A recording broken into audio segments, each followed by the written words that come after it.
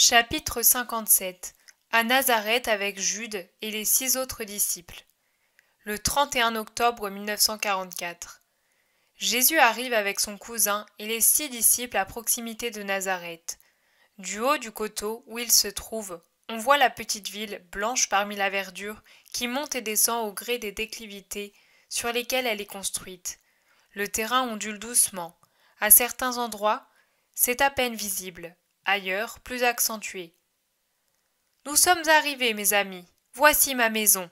Ma mère est à l'intérieur car je vois la fumée qui s'élève de la maison. Peut-être fait-elle le pain.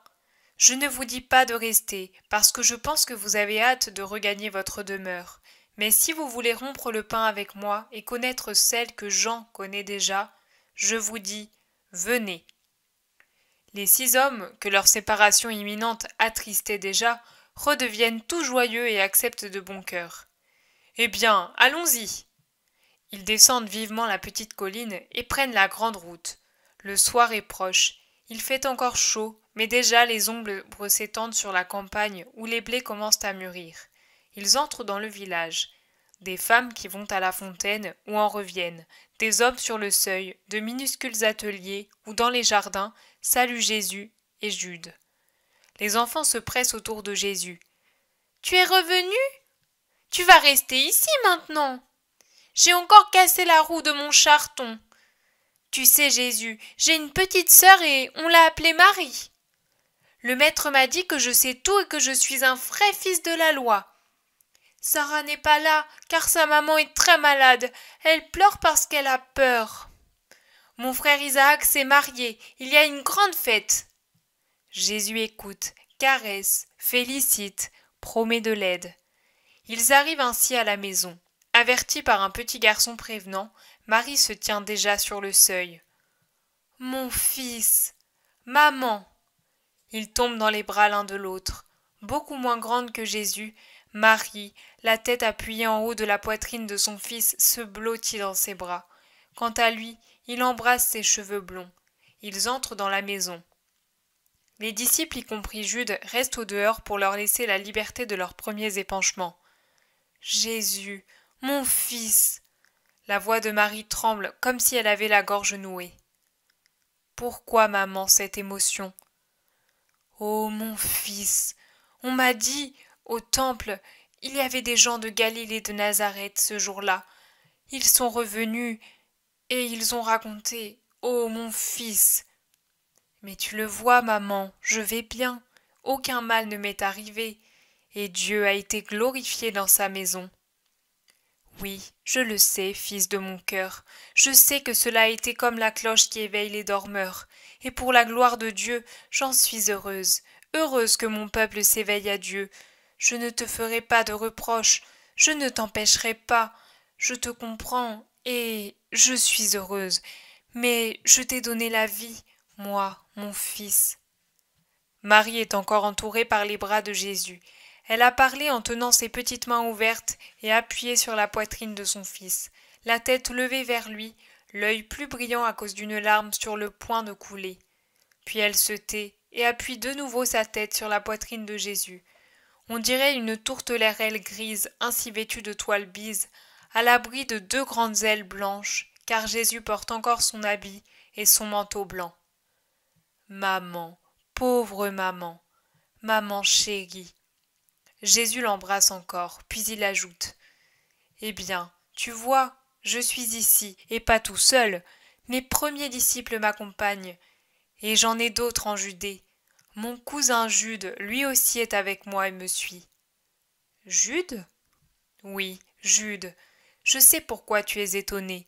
Sûrement parmi ceux qui ont parlé de cet événement, il y avait Alphée et ses fils, et je ne me trompe pas en disant qu'ils m'ont critiqué. Mais n'aie pas peur.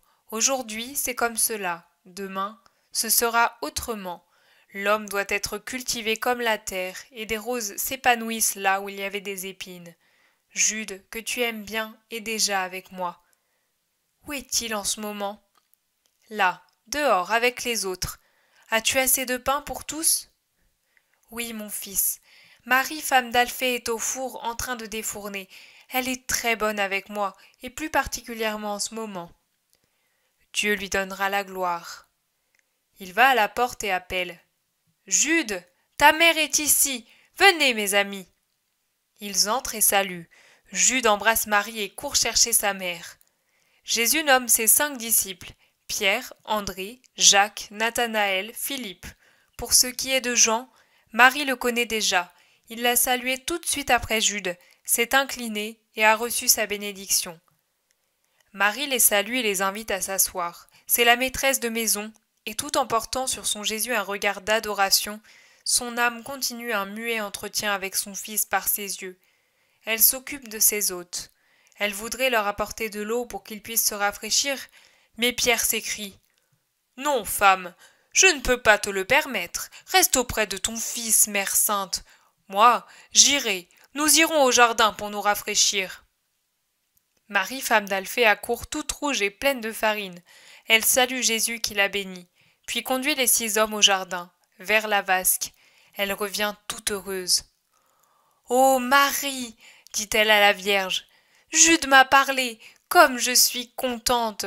Pour Jude comme pour toi, ma belle-sœur. Je sais que les autres me gronderont, mais peu importe, je serai heureuse le jour où je saurai que tous appartiennent à Jésus. Nous, les mères, nous savons, nous sentons ce qui est bien pour nos enfants.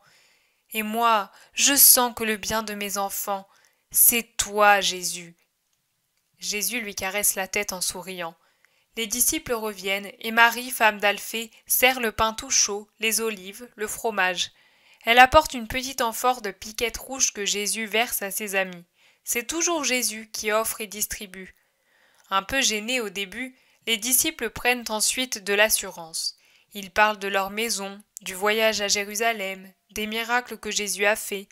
Ils sont pleins de zèle et d'affection, et Pierre essaie de se faire une alliée de Marie, pour obtenir de pouvoir tout de suite rester auprès de Jésus sans devoir attendre à Bethsaïde. « Faites ce qu'il vous dit, lui conseille Marie avec un doux sourire. Cette attente vous sera plus utile qu'une union immédiate. Mon Jésus fait bien tout ce qu'il fait. » L'espoir de Pierre disparaît, mais il se résigne de bonne grâce. Il demande seulement « Est-ce que l'attente sera longue ?»